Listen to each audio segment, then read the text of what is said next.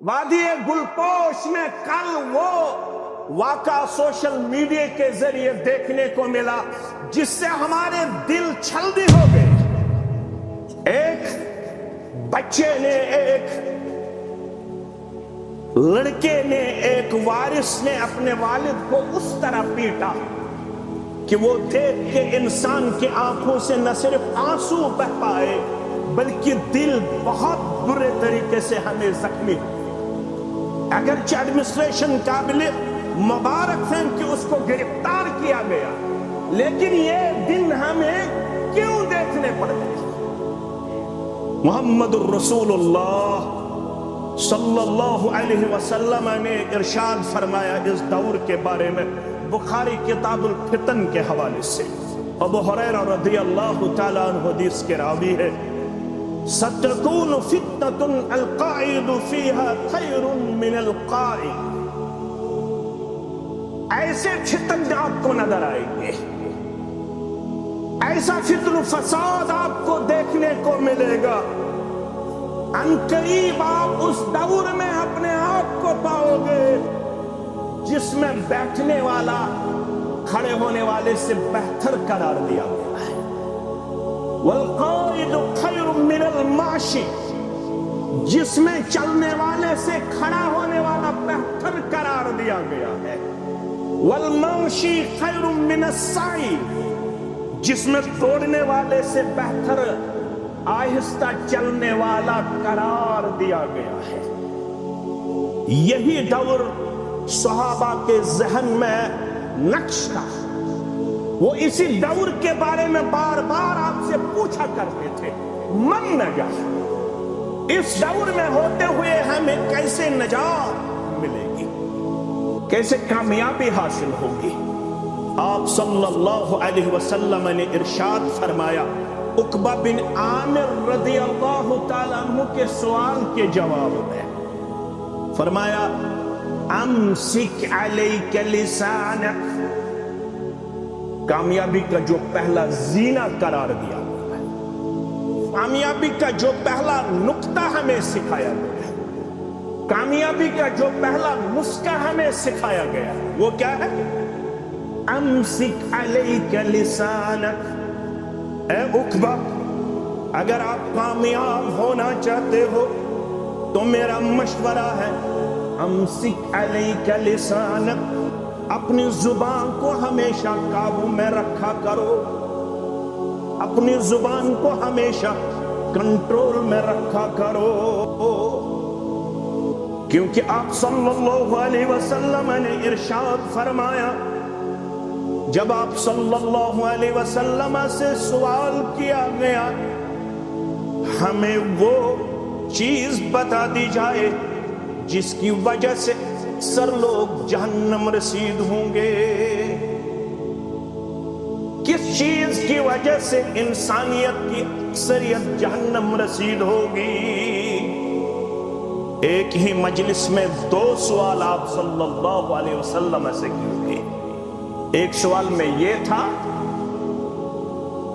ما اکثر الناس يدخل الجنہ، ہمیں وہ نسخہ دیا جائے، اس چیز سے ہمیں باخبر کیا جائے، جو چیز ہمیں حاصل ہو پھر ہم جنت میں اپنے آپ کو پائے۔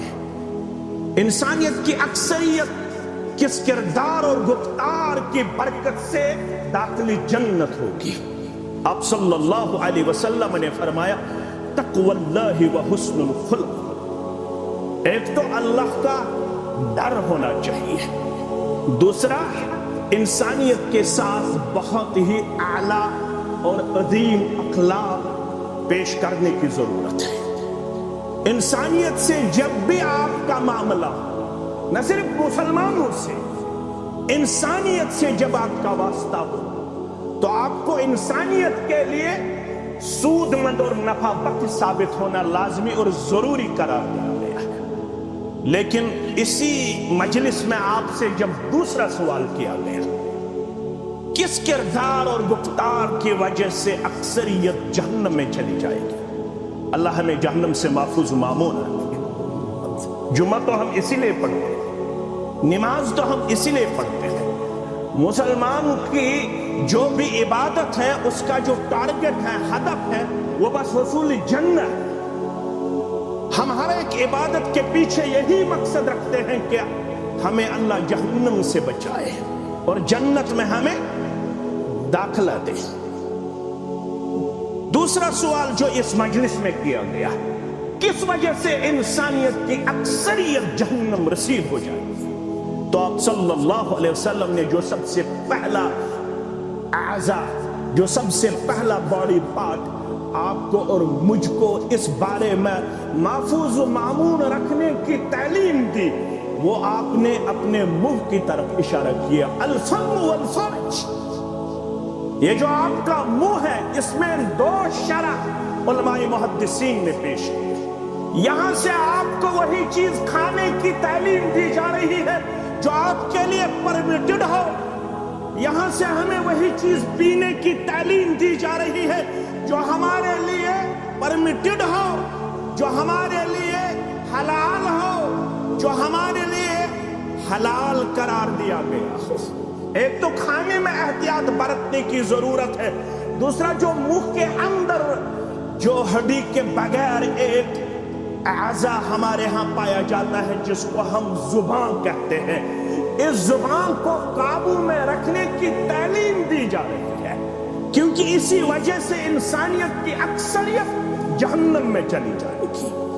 اگرچہ اس زبان میں ہڈی نہیں رکھی گئی، لیکن اس زبان کی وجہ سے وہ کچھ ہمیں دیکھنے کو ملتا ہے، وہ کچھ ہمیں سننے کو ملتا ہے، وہ کچھ ہمیں اپنے گرد و نواح میں دیکھنے کو مل رہا ہے، جس کی وجہ سے خاندان کے خاندان تباہی اور بربادی کے دہانے پر پہنچ جاتے ہیں، جس کی وجہ سے اسلامی تنظیموں میں بہت زیادہ بگاڑ اور فساد پایا جاتا ہے، جس کی وجہ سے انسانیت ایک دوسرے کے تئیں خیر خواہی کے برعکس بہت زیادہ دلدوز اور دشمن پیش کرتی آئی ہے۔ اس کی بنیادی جو وجہ ہے وہ یہی ہے کہ ہماری زبان کنٹرول میں نہیں رہتی ہے۔ ہم اپنی زبان سے وہ کچھ کہا کرتے ہیں، وہ کچھ سامنے لاتے ہیں جو کسی بھی صورت میں ہمارے لیے نہ اجازت ہے، نہ زیبا ہے، نہ شایع ہے۔ اسی لیے عقبہ بن عامر رضی اللہ تعالیٰ عنہ کے سوال کے جواب میں آپ صلی اللہ علیہ وسلم نے ارشاد فرمایا، اگر کوئی میرا امتی قیامت تک آنے والا کامیابی سے ہمکنار ہونا چاہتا ہے تو اس کے لیے ضروری ہے امسک علیک لسانک، اس زبان کو ہمیشہ قابو میں رکھنا آپ کے لیے اور میرے لیے لازمی قرار دیا گیا ہے۔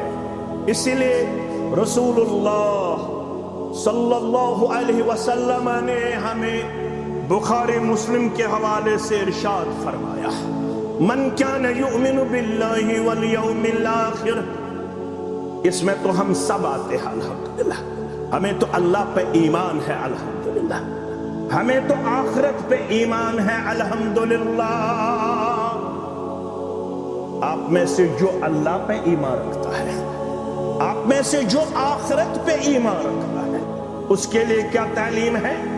فَلْيَقُلْ خَيْرًا أَوْ لِيَصْمُتْ، اس کو میری طرف سے یہ تعلیم دی جا رہی ہے، اگر آپ کو کسی جگہ بولنے کی ضرورت آ پڑی، اگر آپ کے لیے بولنا ناگزیر ہے، اگر آپ کے لیے بات کرنا ناگزیر ہے، تو میری طرف سے آپ کو یہ تعلیم دی جا رہی ہے، فَلْيَقُلْ خَيْرًا أَوْ لِيَصْمُتْ، ہمیشہ بلائی کی بات کہا کرو، ہمیشہ اچھی بات کہا کرو۔